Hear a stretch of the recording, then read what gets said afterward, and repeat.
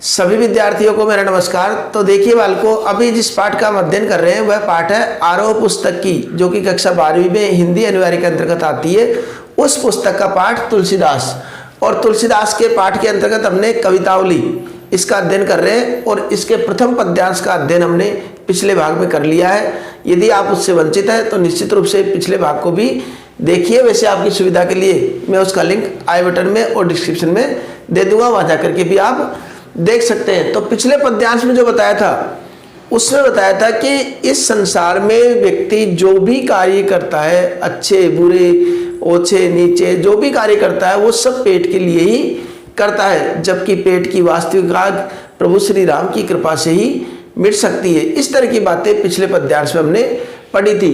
अब कवि तुलसीदास जी जो कि अपने युग की जो समस्या बताते हैं, बेरोजगारी की स्थिति बताते हैं, उसका इसमें चित्रण किया गया है कि क्या होता है कि कई बार खेती न किसान को, कवि कहते हैं कि हे प्रभु, न तो किसान के पास खेती है जिसमें कुछ खेत फसल पैदा करके और अपनी आजीविका कमा सके, इसलिए आजीविका का उसके पास अभाव है।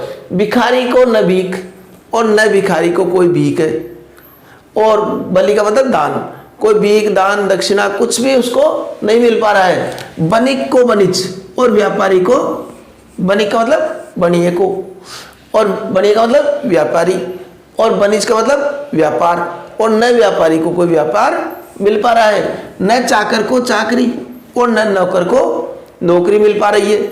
जीविका विहीन लोग अब जब जीविका से सब रहित हो गए, अर्थात सब बेरोजगार हो गए, तो ऐसी स्थिति में सिद्धवान चिंता के वशीभूत होकर के सोच बस सभी सोचने में विवश हो गए, क्योंकि जब रोजगार नहीं रहेगा तो सभी चिंताग्रस्त हो गए और दुखी हो गए कि क्या करें। ऐसी स्थिति में हमको क्या करना है, क्योंकि न तो किसान के पास खेती है, करना तो चाहता है वो, लेकिन खेती उसके पास नहीं है, खेती किसमें करे वो।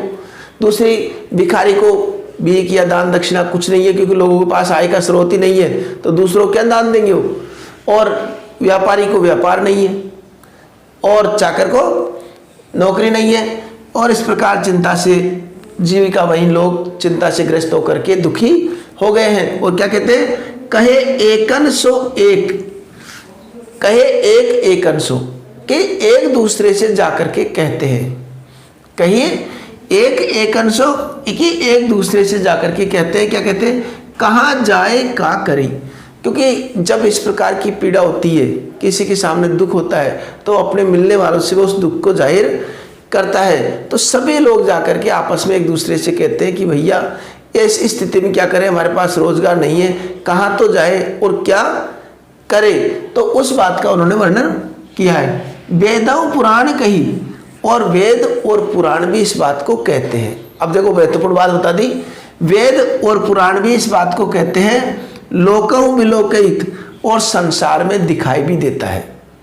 लोकहु संसार विलोकित दिखाई देता है, कि वेद पुराण भी इस बात को कहते हैं और संसार में ये दिखाई भी देता है कि सांकरे सब पे, सांकरे सब पे, अर्थात सभी संकटों पर, सांकरे का मतलब संकट पर, सब का मतलब सब, पे का मतलब पर, कि समस्त संकटों पर रावरे कृपा करी, कि भगवान श्री राम ही कृपा करते हैं। उनकी कृपा से ही सारे संकट दूर होते हैं, उनकी कृपा से व्यक्ति खुशहाल हो जाता है, सारी समस्या का उसका समाधान हो जाता है। तो हे प्रभु आप कृपा करिए, क्या करिए, क्योंकि इस दरिद्रता रूपी दशानन कि सभी संकटों से दूर करने वाले हे प्रभु श्री राम आप कृपा कीजिए, क्योंकि इस दरिद्रता रूपी दशानन, दशानन का मतलब रावण, इस दरिद्रता रूपी दशानन ने, रावण ने दबाए दुगने रूप से दबा दिया है, अर्थात दुखी कर दिया है, पीड़ित कर दिया है।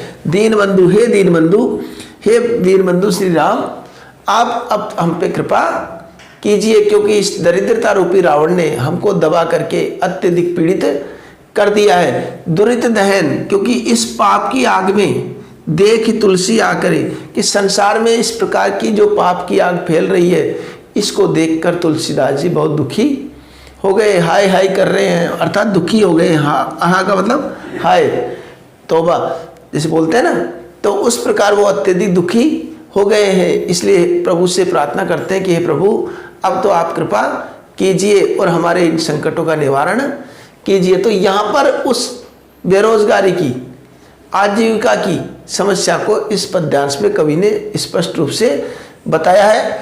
तो यहाँ पर एक बात और आई है कि दारिद्र दशानन, दरिद्रता रूपी दशानन, यहाँ पर रूपक अलंकार होता है। दरिद्रता रूपी दशानन तो रूपक अलंकार हो गया। और दबाई दुनी दीन बंधु दुरित दहन देखी, दैवण की आवर्ती हो रही है, इसलिए अनुप्रास अलंकार भी इसमें होता है।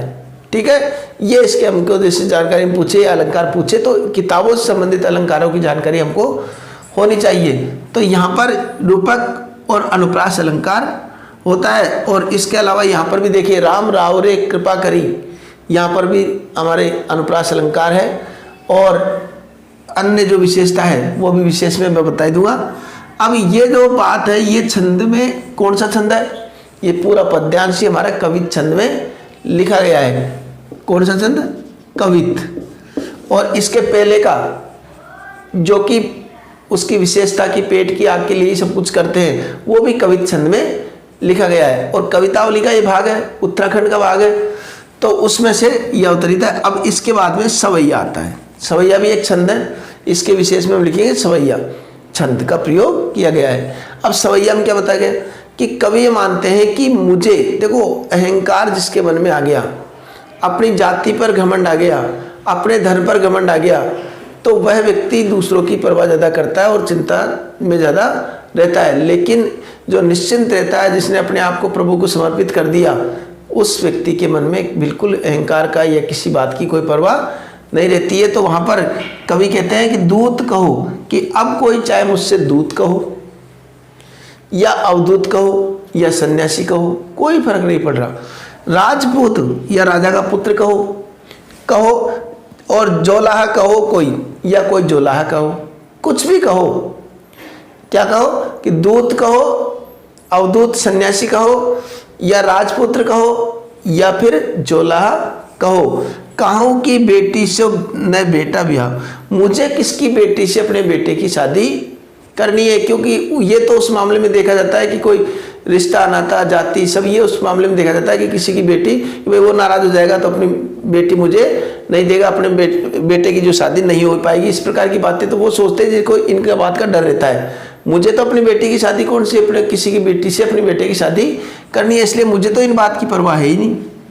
लोग कुछ भी कह दे, जो मन में आए उसके कह दे, मुझे किसी बात की कोई परवाह नहीं है। काहू की जाति न बिगाड़ सो, और न मैं किसी की जाति बिगाड़ता हूँ, न किसी की जाति बिगाड़ता हूँ। किसी के बारे में ये भी नहीं कि खुद स्वयं दूसरे के बारे में कुछ कह दे, दूसरे की जाति में नहीं बिगाड़ता हूँ, मेरे लिए सब समान है।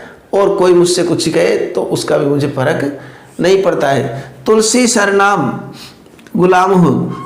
अब तुलसीदास जी कहते हैं जो लोग प्रसिद्ध, सरनाम का मतलब प्रसिद्ध, जो लोग प्रसिद्ध भगवान श्री राम है उनका मैं गुलाम हूँ। मेरे तो प्रभु वही है, आराध्य वही है, और उन्हीं का मैं सेवक हूँ। राम को जाको रुचे कहो जो वही, और इसलिए जिसको जो अच्छा लगे वो कह दो, कोई दिक्कत नहीं है। क्योंकि मैं तो उन प्रसिद्ध लोग प्रसिद्ध भगवान श्री राम का एक सेवक हूँ, इसलिए कोई भी मुझसे कुछ भी कहे मुझे इस बात का कोई फर्क नहीं पड़ता है। क्योंकि मैं मांग करके खाता हूँ, मांगी के खेबो, मांग करके खाता हूँ। मस्जिद में सोइबो, और मस्जिद का मतलब मस्जिद या यहाँ पर मंदिर के रूप में भी ले सकते हैं।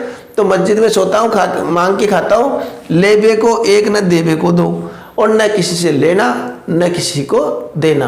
वो बात आ जाती है कि न तो किसी से एक लेना और न किसी को एक देना, अर्थात किसी का कोई मतलब भी नहीं है। और न मैं किसी की जाति बिगाड़ता हूँ, इसलिए मेरे ऊपर कोई आरोप लगाए या मेरे ऊपर कोई ईर्ष्या रखे, और न कोई मुझसे कुछ कहता है तो उसका बुरा नहीं मानता। क्योंकि मेरे प्रभु आराध्य भगवान श्री राम का मैं एक सेवक हूँ, और सेवक की भांति रहता हूँ, और मांग के खा लेता हूँ, मस्जिद में सो जाता हूँ, इसलिए किसी से कोई लेना देना नहीं है। इस तरह की बात वो इसमें प्रकट की है। तो यहाँ पर प्रभु श्री राम के प्रति अनन्य भक्ति भाव इन्होंने प्रकट किया कवि में, इस पद्यांश में। ठीक है, अब इसकी व्याख्या के लिए हम क्या करेंगे? व्याख्या के लिए हमने बताया था पहले प्रसंग, प्रसंग के अंतर्गत क्या लिखेंगे? प्रस्तुत पद्यांश हमारी पाठ्य पुस्तक आरोह के अंतर्गत तुलसीदास द्वारा रचित कवितावली उत्तरकांड से अवतरित है। इसमें अब जैसे इसकी व्याख्या करनी पड़े हमको, तो इसमें कवि ने जीविका विहीन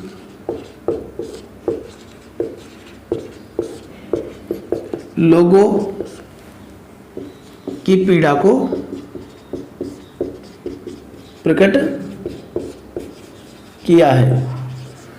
अब ये व्याख्या भी बताई थी, उस प्रकार लिखेंगे हम। और विशेष में हम क्या क्या लिखेंगे वो भी सुन लीजिए आप। विशेष में हम लिखेंगे कि ब्रज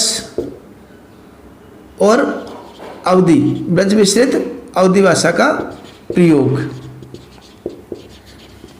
ठीक है। दूसरे में लिख देंगे तत्सम तद्भव, तत्सम तद्भव शब्दावली का प्रयोग, ठीक है। तीसरे में लिख देंगे अनुप्रास व रूपक अलंकार का प्रयोग, ये भी हो गया। फिर छंद कौन सा है? कवित छंद, कवित छंद हो गया। अब कवित छंद के बाद में और इसमें उस समय की जो आजीविका की समस्या है उसका बहुत सुंदर चित्रण इसमें हुआ है, ये इसमें लिख देंगे। अब नीचे वाला पद्यांश की व्याख्या जाए तो इसके विशेष में हम क्या लिखेंगे? इसके विशेष में हम लिखेंगे, ये चल जाएगा भाषा, तत्सम तद्भव लिख देंगे। अनुप्रास अलंकार भी है इसके अंदर। इसके अलावा या कवित की जगह हमको सवैया छंद लिखना होगा, ठीक है। और प्रभु श्री राम के प्रति अपने अनन्य भक्ति का बहुत सुंदर चित्रण इसमें किया है। इस प्रकार का विशेष हम नीचे वाले सवैया में लिख देंगे, ठीक है। तो आशा करता हूँ आपके पद्यांश भली प्रकार समझ में आ गया होगा। अब हम अगले भाग में आपसे मुलाकात होगी, तो मुलाकात समय पर हो जाए इसके लिए आप चैनल को सब्सक्राइब कर लीजिए। मिलते हैं अगले भाग में, तब तक के लिए धन्यवाद।